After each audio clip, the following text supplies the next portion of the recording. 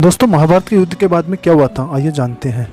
कुरुक्षेत्र का युद्ध जीतने के बाद पांडवों का शासन हो गया और युधिष्ठिर राजा बन गए। और उनकी मृत्यु से दुखी गांधारी ने कृष्ण को खूब कोसा और अपने पुत्रों की तरह उनके यदुवंश के नाश होने की कामना की। पांडवों ने हस्तिनापुर पर 36 साल तक शासन किया। इस बीच गांधारी का कृष्ण को दिया श्राप असर दिखने लगा। कृष्ण यदुवंशियों को लेकर प्रभासा चले गए। प्रभासा में यदुवंशियों में बगावत हो गई और उन्होंने इतना खून खराबा किया कि यादव वंश का वजूद खत्म ही हो गया। बगावत रोकने की कोशिश में एक शिकारी का तीर गलती से भगवान श्री कृष्ण को लग गया, जिससे उनकी मृत्यु हो गई। इसके बाद कृष्ण ने विष्णु के अवतार में समाहित हो गए और शरीर त्याग दिया। कृष्ण के बाद वेदव्यास ने अर्जुन से कहा कि उनके और उनके भाइयों के जीवन का उद्देश्य पूरा हो गया। उसी समय द्वापर युग समाप्त होने को था और कलयुग शुरू होने वाला था। उधर हस्तिनापुर में अराजकता और अधर्म फैलने लगा था, जिसे देखकर युधिष्ठिर राजपाट परीक्षित को सौंपकर पांडवों और द्रौपदी के साथ हिमालय के मार्ग से स्वर्ग जाने का फैसला कर लिया। रास्ते में कुत्ता, जो दरअसल भगवान यम थे, भी उनके साथ हो लिए। रास्ते में एक के बाद एक मृत्यु होती गई। भीम की सबसे आखिरी मृत्यु होती है। इसकी मृत्यु का संबंध उनके अभिमान अभिलाषा से जुड़ा था, लेकिन युधिष्ठिर ही अकेले थे जिनको किसी बात का अभिमान